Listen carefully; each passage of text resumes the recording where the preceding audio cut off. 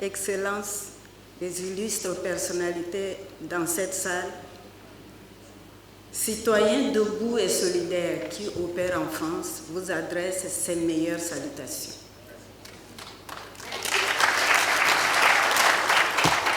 Je vous parle ici aussi, surtout au nom de Londo, qui a une structure qui a toujours opéré dans ce pays. Son message est le suivant: se former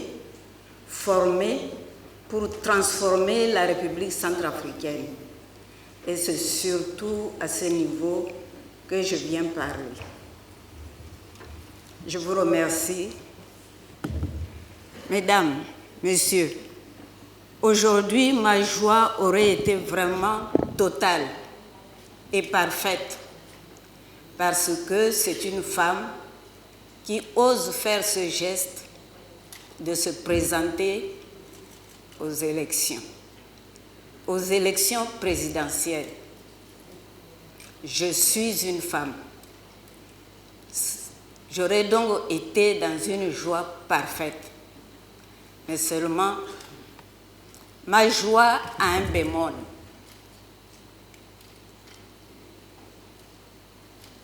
De Bambouti à Guibois, de Birao à Nola. La joie qu'éprouve une femme qui a élevé un enfant, de l'accompagner dans les liens du mariage, de participer à sa dot et de participer à son mariage dans une mairie, aujourd'hui, cette joie a disparu. Pourquoi? Parce qu'un jour, des gens que nous ne connaissons pas, qui ne connaissent pas nos coutumes, ont envahi le pays. Ce qui fait que les lieux que je viens de citer, en passant par Bambari, Alindao, Bokorobo, cette joie a disparu. Un seul homme peut débarquer dans une maison. Il va d'abord avec la maman, avec la grande sœur, avec la petite sœur de 12 ans peut-être, si ce n'est 10. Et pourquoi Centrafrique doit subir tout ça dans un silence de mort? Pourquoi ces enfants, ils naissent dans la totalité de nos pays dans ces conditions, d'ici 15, 20 ans, ils seront quel type d'hommes? Je me le demande.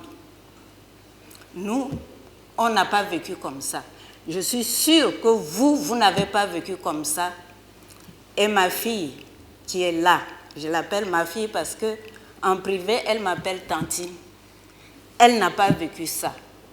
Elle a vécu une vie normale.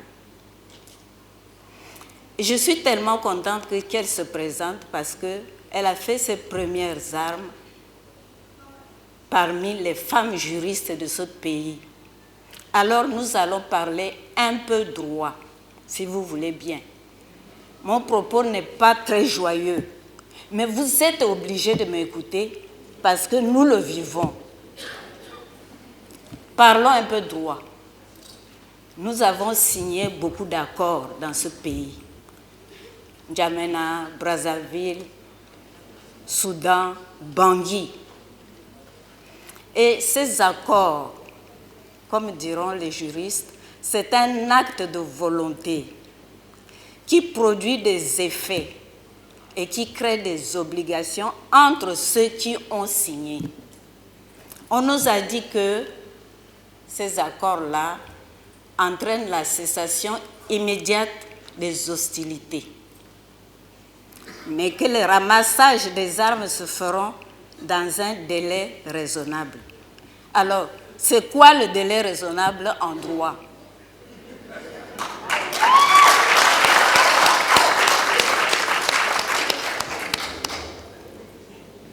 Qu'est-ce qui se passe? Qu'est-ce qui se passe? Ce qui se passe, c'est que il n'y a jamais eu de ramassage d'armes, il n'y a jamais eu de cessation immédiate des hostilités, et ça a duré et ça dure. Alors, les conséquences juridiques, Madame la Première Présidente des femmes juristes, c'est quoi? C'est que quand c'est comme ça, l'État qui a le monopole de la violence, car lui seul peut dire « vous n'avez pas respecté vos obligations, je vous arrête pour que vous puissiez les exécuter ». Donc l'État qui a l'effectivité de l'exécution de la loi ne peut pas le faire. Et dans ces conditions, au lieu de désarmer les groupes armés, c'est le droit qui est désarmé puisqu'il ne produit plus ses effets.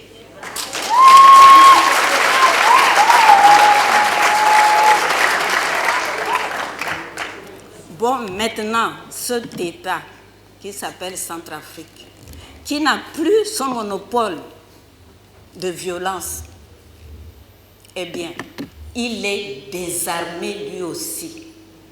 Il n'a plus d'armes pour faire fonctionner son monopole. Il est désarmé. Alors, nos 623 000 km² de terre qui contiennent une population pour qui nous voudrions voter Madame Samba Panza ou un autre, je ne prends pas parti. Mais je veux seulement des gens capables d'assurer la vie à la population, car, vous savez, l'État, c'est la plus haute expression de la population. Il n'y a pas autre chose au-dessus de la population. Il n'y a rien d'autre. Lorsque vous êtes dans un pays qui est reconnu, dont la population n'est pas respectée, vous n'êtes pas dans un pays. Et notre population n'est pas respectée.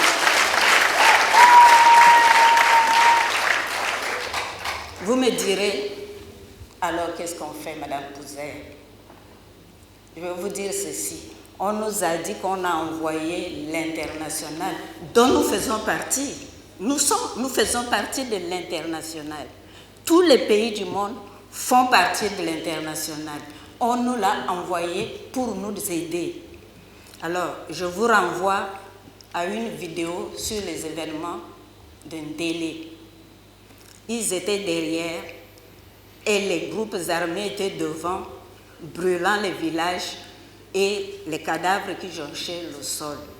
Donc, nous aussi, l'international, nous ne pouvons pas jouer ce rôle. Alors, je vais vous demander, et c'est ma dernière partie, de dire, dans les pays de ce monde-là, quand cela arrive comme ça, il n'y a plus de majorité, il n'y a plus d'opposition, il n'y a plus de société civile, il n'y a que des enfants de ce pays-là qui se mettent ensemble et créent une dynamique unitaire.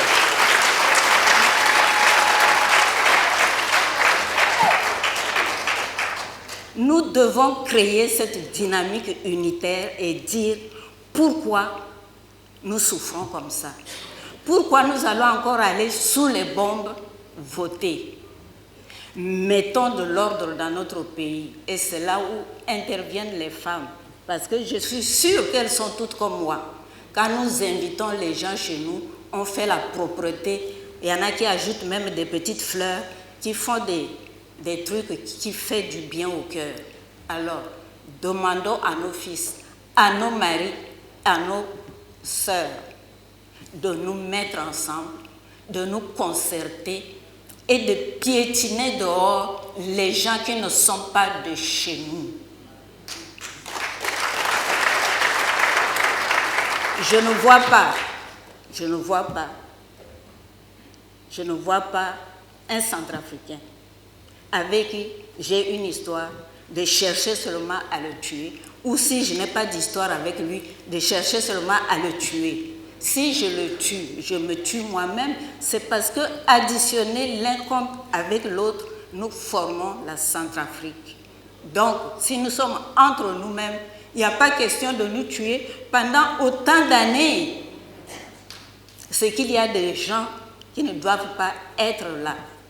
Madame Catherine Samba-Panza, de tout mon cœur, je vous demande, vous qui êtes une femme, les femmes influentes de ce pays doivent demander que les fils de ce pays se mettent ensemble et qu'ils ne se rejettent plus et qui créent cette dynamique unitaire qui devrait nous amener vers des vraies élections qui vont nous choisir une femme ou un homme pour gouverner ce pays. Je vous remercie.